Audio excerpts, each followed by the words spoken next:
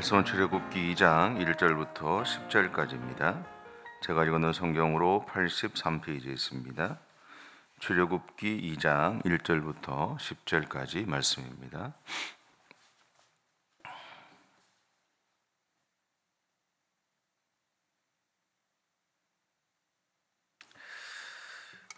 우리 함께 봉독하겠습니다. 레위 가족 중 한 사람이 가서 레위 여자에게 장가들어 그 여자가 임신하여 아들을 낳으니 그가 잘 생긴 것을 보고 석 달 동안 그를 숨겼으나 더 숨길 수 없게 되매 그를 위하여 갈대 상자를 가져다가 역청과 나무진을 지나고 아기를 거기 담아 나일 강가 갈대 사이에 두고 그의 누이가 어떻게 되는지를 알려고 멀리 섰더니 바로의 딸이 목욕하러 나일 강으로 내려오고 시녀들은 나일 강가를 거닐 때에 그가 갈대 사이에 상자를 보고 시녀를 보내어 가져다가 열고 그 아기를 보니 아기가 우는지라 그가 그를 불쌍히 여겨 이르되 이는 히브리 사람의 아기로다. 그의 누이가 바로의 딸에게 이르되 내가 가서 당신을 위하여 히브리 여인 중에서 유모를 불러다가 이 아기에게 젖을 먹이게 하리이까. 바로의 딸이 그에게 이르되 가라 하매 그 소녀가 가서 그 아기의 어머니를 불러오니 바로의 딸이 그에게 이르되 이 아기를 데려다가 나를 위하여 젖을 먹이라. 내가 그 싹을 주리라. 여인이 아기를 데려다가 젖을 먹이더니 그 아기가 자라매 바로의 딸에게로 돌아가니 그가 그의 아들이 되니라.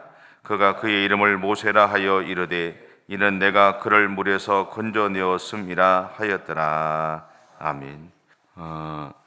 1996년 말쯤 됐죠. 그 96년 말쯤에 포항 한동대학이 경제적으로 이제 위기를 겪었을 때가 있습니다. 혹시 기억이 나실지, 한 20년 전 이야기라 기억이 나실지 잘 모르겠는데, 그때는 이 교직원들의 월급을 제대로 주지도 못할 때가 있었습니다.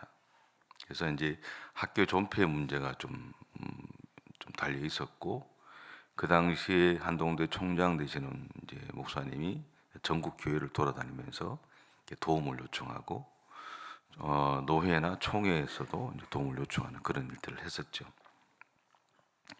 그때 그 학교에 있는 한 교수가 이런 일을 하나 제안을 했습니다. 한 계좌 1,000원 운동을 벌이자. 혹시 기억나실지 잘 모르겠어요. 그러면서 이제 교직원들은 이 후원 운동을 이름을 한동대 갈대 상자라고 불렀어요.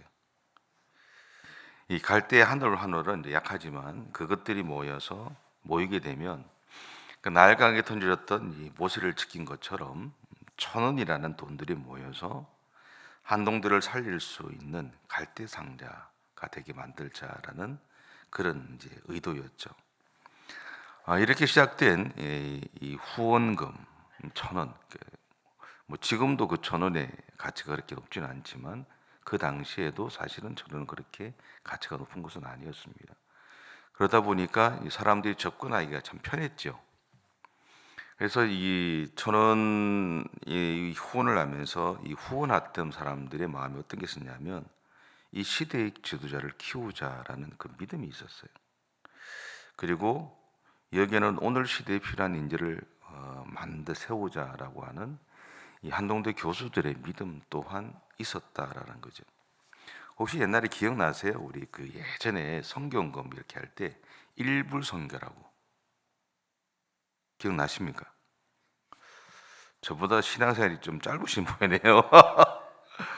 옛날에 일불선교라고 있었습니다. 일불선교회 해서 선교비 해가지고 일불, 그때는 뭔지도 잘 몰랐어요. 그러니까 이제 그냥 1,000원 정도 넣는 걸로 이렇게 생각하고 했던 그런 기억이 나는데, 그게 이제 한국 교회 안에서 이제 선교 헌금의 출발이었죠. 사실은 제가 알기로는, 물론 그 이전에는 제가 잘 모르겠지만 제 기억 속에 제가 어릴 때부터 봤던 그 일불 선교 헌금 봉투라는 것이 있어서 거기에 이렇게 늘 있는 걸 봤는데, 그게 이제 한국교회 선교의 출발점이었습니다.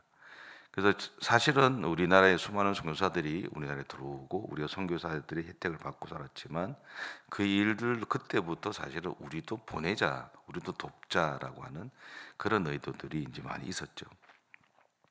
그런 것처럼 이 한동대학교에서 했던 이 천원, 그러니까 한교자 천원 운동이 사실은 지금의 한동대학을 살렸습니다. 어, 바로는 고통을 당하고 있는 와중에도 이 계속 번성해 가고 있던 이스라엘 공동체를 바라보면서 이게 한 가지 명령을 내렸어요. 그래서 뭐냐면 고센 땅에 있던 산파들에게 내려졌던 명령인데, 그 내용은 태어나는 아이 중에 남자아이가 있으면 그냥 나일강에 던지라는 거죠. 나일강에 던지라는 거는 죽이라는 이야기잖아요, 그죠? 근데 산파들은 이 어린 생명을 받아내면서 사실은 자기들이 차마 그 일을 할 수 없었어요. 그래서 이렇게 드러내지는 않고 그냥 그 아이들을 살려내게 되죠. 그러던 중에 레위 지파에 속한 한 부부에게서 아이가 태어나게 되고, 또 그 부부들은 그 아이를 숨겨서 이제 키우게 됩니다. 성경에서는 3달이라고 그렇게 표현하죠. 그러니까 한 100일쯤 된 거라고 생각하시면 됩니다. 100일쯤 되면 아이들이 목소리가 좀 커지잖아요. 그러니까 이제 더 이상 이제 숨겨서 키울 수가 없고, 또 아시죠? 여자아이보다는 남자아이들의 목소리가 더 큽니다. 그래서 키울 수가 없어서 방법을 찾다가 이제 갈대 상자를 만들고 거기에다가 역청을 바르고 뭐 나무질을 만들어서 이렇게 물을 뿌렸다 던졌다라고 이렇게 이야기를 합니다. 그런데 이 부모가 그 아이를 갈대 상자에 담아서 이 나일강에 흘려 보냈던 것에는 무엇이 있느냐면, 하나님이 이 아이의 삶을 인도해 주실 것이라는 믿음이 있었다라는 겁니다. 그런데 그 갈대 상자는 바로의 딸이 목욕하던 곳으로 흘러 들어가게 되죠. 그리고 갈대 상자에 담겨 있던 아이는 자신을 죽이라고 명령했던 그 바로의 딸에 의해서 구조됩니다. 그리고 그녀의 아들로 나중에 애굽의 궁정에서 자라게 되죠. 이게 우리가 잘 알고 있는 모세의 이야기입니다. 이 이야기를 통해서 우리는 우리의 자녀들 또 우리 후손들을 양육하는 두 가지 기초를 발견하게 됩니다. 첫 번째는요, 믿음으로 최선을 다하라라는 겁니다. 조지 워싱턴이라는 대통령을 아시죠? 그러니까 우리나라 대통령 아니니까 관심도 없지만 사실은 미국의 대통령이었습니다. 이 대통령의 어머니가 이제 보올 여사라는 분인데, 이분은 어떤 생각이 있었냐면 어린아이를 유학을 시켜서 교육을 하는 것보다는 신앙의 유산을 남겨주는 것이 더 중요하다고 생각을 했다 그럽니다. 그래서 어릴 때부터 이 워싱턴에게 이제 성경 이야기, 또 위인 전기, 그리고 신화, 교훈적인 격언들을 많이 이렇게 들려줬다 그럽니다. 그리고 나서 이 엄마가 그 아들에게 반드시 하게 했던 것이 뭐냐면 날마다 그것을 실천하도록 격려했다라는 거. 우리는 많이 알고 다양하게 경험하는 것이 중요하게 생각합니다. 이게 맞죠? 하지만 더 중요한 것은 아는 것을 실천하며 살아가는 겁니다. 그리스도인으로 살아가는 것이 중요하죠. 근데 하지만 더 중요한 것은요, 우리의 삶의 현장에서 예수 그리스도의 삶을 실천하며 살아가는 것이 더 중요합니다. 워싱턴은 어머니를 통해서 바로 이것을 배운 것이죠. 마찬가지로 우리가 자녀들에게 또 후손들에게 믿음의 유산을 물려줄 수 있는 방법은 먼저는 어릴 때부터 매일 성경을 읽어주는 겁니다. 자녀의 입장에서 보면 자신의 부모와 함께 성경을 읽었던 그 자체가 그 자녀들에게는 축복이라고 합니다. 그러다가 아이가 학교에 들어가면, 입학하게 되면 이제 스스로 성경을 읽는 법을 훈련시켜야 한다고 합니다. 예전에 한동안 이슈가 되고 많이 등장하셨던 분 중에 시각 장애인 강영호 박사라는 분이 계셨죠. 그분이 예전에 이런 이야기를 한번 하셨어요. 아이들이 잠자리에 들기 전에 그들의 머리맡에서 나는 점자 성경을 읽어 주었습니다. 그래서 하는 이야기가 뭐냐면, 그랬더니, 아니 그래서인지는 모르지만 자신의 자녀들은 자신을 향해서 세상에서 가장 존경한다라고 말했다고 한다는 거죠. 다음으로 자녀들의 신앙 성장에 도움이 될 만한 책들을 그 후손들을 위해서 아이들 가까이 놓아두는 겁니다. 이렇게 하는 것은 뭐냐면, 옳게 쓰여진 한 권의 책이 아이들의 인생을 바꿀 수 있다는 믿음 때문이다. 또한 부모가 삶의 모범을 보여주는 것입니다. 그러니까 다르게 보면 신앙의 선배들이 삶의 모범을 보여주어야 된다라는 거죠. 부모의 삶에 대한 모범이 없이는요, 아이들을 영적으로 올바르게 키울 수 없습니다. 우리가 어릴 때를 돌아보면, 여러분들 어릴 때 돌아보면 교회 안에는 항상 이 어른들이라고 하는 신앙적인 어른들이 계셨습니다. 그래서 그분들의 신앙을 보고 저도 어릴 때 그렇게 자랐고, 저분들처럼 저렇게 해야 되는구나. 내 부모에게서 받은 것 이외에 교회라는 공동체 안에서 어른들이 하나님 앞에서 섬기던 그 모습들, 그리고 교회 안에서 서로를 바라보고 섬겼던 그 모습들을 바라보면서 나도 이렇게 살아가야 되는구나라는 것을 저는 배웠어요. 근데 아마 여러분도 마찬가지였을 겁니다. 그러니까 우리에게는 좋은 부모의 역할을 하는, 영적인 부모 역할을 하는 좋은 신앙의 선배들이 있었던 것처럼, 우리 또한 우리의 좋은 신앙의 모범이 없이는 우리 후손들을 올바르게 키울 수 없다는 생각을 가지셔야 됩니다. 어느 선교사는 자기의 그 아버지를 이렇게 회상했어요. 제가 잠자리에서 일어날 때마다 저는 항상 무릎 꿇고 기도하시는 아버지의 모습을 볼 수 있었습니다. 예전부터 많이 들었던 이야기잖아요, 그죠? 바꿔서 어머니로 생각하면 늘 기도하셨던 어머니를 기억합니다. 늘 성경을 읽었던 어머니를 기억합니다. 그런 이야기들을 많이 들어보셨을 거예요. 그리고 예전에 어머니들이, 그 어른들이 보면 집에서, 예전에는 성미라고 있었잖아요. 성미 많이 먹었습니다. 그 먹다 보면 쌀벌레도 나오고 어쨌든 많이 먹었어요. 근데 그 어른들이 성미를 뜰 때 어떻게 뜨세요? 저는 저희 모친이, 우리 성미를 받는 사람들이었잖아요. 성미를 받는데 밥을 하기 전에 반드시 한 컵을 따로 떼는 걸 봤어요. 이미 우리는 받았는데도 우리도 하더라고요. 그러니까 저는 어릴 때부터 그러다 보니까, 그러니까 어떤 분들은 11조 하는 것을 어려워해요. 그러니까 저희 아이들도 어려워해요, 사실은. 근데 어릴 때부터 그렇게 하는 걸 보다 보니까 저는 그게 쉬워요. 당연히 해야 되는 줄 아는 거예요. 그렇게 봐왔으니까. 그리고 교회에서 어른들을 보면 항상 그런 이야기들을 하세요. 그러니까 목회를 하면서 옛날 어른들 이야기 들어보면, 쌀을 사도 제일 먼저 제일 좋은 거 목사님한테 드려야지 한 컵 뜨고. 그래서 누가 한 사람이 그냥 집에 있는 이 쌀벌레 있는 쌀을 이렇게 갖다 붓는 걸 딱 보면 화내시더라고요. 괜찮다고 제가 그러거든요. 부산에 있을 때도 그랬어요.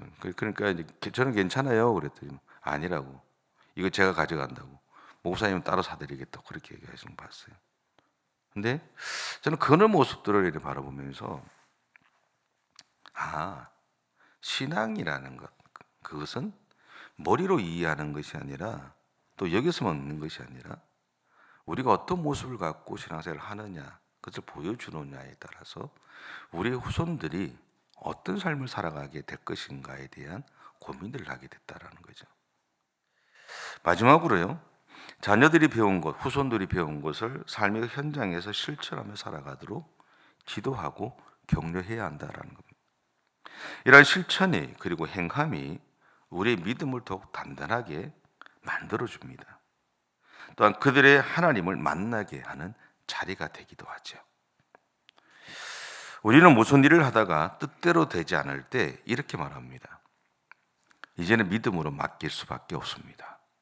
맞죠? 마지막은 그렇게 할 수밖에 없습니다. 그런데 여기서 맡긴다는 말은요, 믿기 때문에 아무것도 안 한다는 이야기가 아닙니다. 오히려 믿기 때문에 그 상황에서 할 수 있는 최선을 다한다는 의미를 포함하고 있어요. 바로 이 모습을 3절과 4절은 이렇게 적어나고 있습니다. 같이 한번 읽어볼까요? 3절 4절입니다. 시작. 더 숨길 수 없게 되며 그를 위하여 갈대 상자를 가져다가 역청과 나무 진을 칠하고 아기를 거기 담아 나일 강가 갈대 사이에 두고 그의 누이가 어떻게 되는지를 알려고 멀리 섰더니. 아멘. 두 번째, 최선을 다했다면 이제 주님의 일하심을 기대하라라는 겁니다. 어느 부모가 자녀를 위해 한 기도의 내용인데 제가 한번 읽어볼게요. 아버지, 저희의 기도를 들으소서. 우리의 자녀를 위한 기도를 들으소서. 우리의 자녀를 악한 마귀의 권세로부터 그리고 은밀하고 숨겨진 위험으로부터 지켜 주옵소서. 아버지, 저희의 기도를 들으소서. 세속의 허황된 기쁨에서부터 그리고 믿음을 떠난 슬픔의 가시로부터 우리의 자녀들을 지켜 주옵소서. 아버지여, 저희 자녀들의 인생을 위해 간구합니다. 저들의 삶이 환난의 풍파를 뚫고 노저 가게 하시고 고된 삶의 전투를 뚫고 기쁨을 얻게 하소서. 아버지여, 저들 가까이 저들과 함께 해 주옵소서. 저들이 어디에 머물든지 해 지는 저녁이 되었을 때 저들의 발걸음을 안식처인 집으로 인도해 주옵소서. 분명한 것은 자신과 같은 존재를 죽이라고 명령했던 애굽 왕 바로의 딸이었던 공주의 손에서 모세는 구원함을 받았다라는 겁니다. 좀 아이러니하잖아요. 이 모습을 끝까지 지켜보고 있던 유대인 여자아이는 공주에게 유모를 구해주려고 주겠다고 제안을 하죠. 그 모습을 보면서 공주는 어땠을까요? 그러니까 좀 재미있기도 했을 거고 또 허무하기도 했을 거고 그래 한번 해봐 라고 했더니 성경은 이야기하잖아요. 이 아이가 히브리 사람이다 라고 이미 알고 있다라는 거죠. 그러니까 당연히 이 아이가 누구라는 것을 생각하게 된 거죠.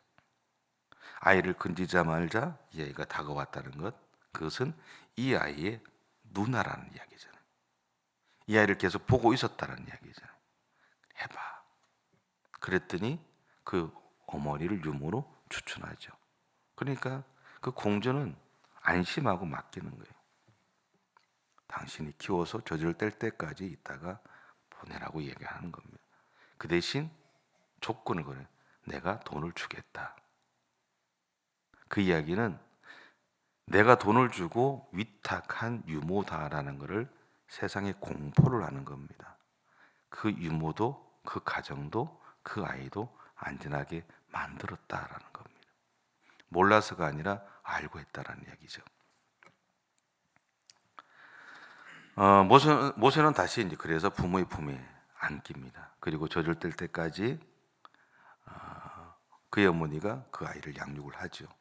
그 시간 동안 모세의 어머니가 가장 중요하게 생각했던 것은요, 모세의 정체성과 그리고 신앙 교육이었습니다.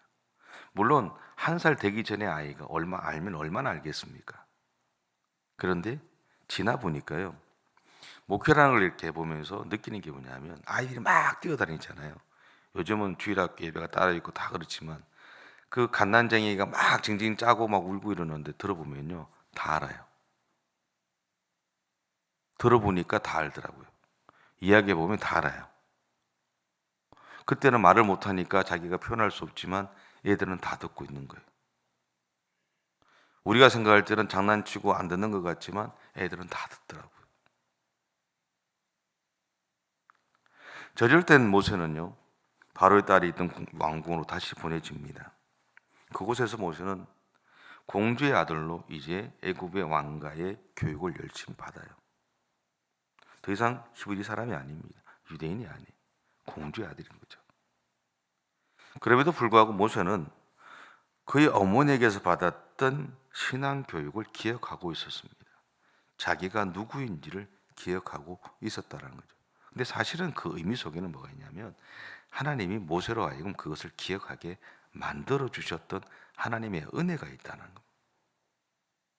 아이들 다 키워보셔서 아시죠? 그냥은 되어지지 않습니다. 하나님이 그 아이의 삶 가운데 일해 주셨다라는 것을 전제하는 거죠.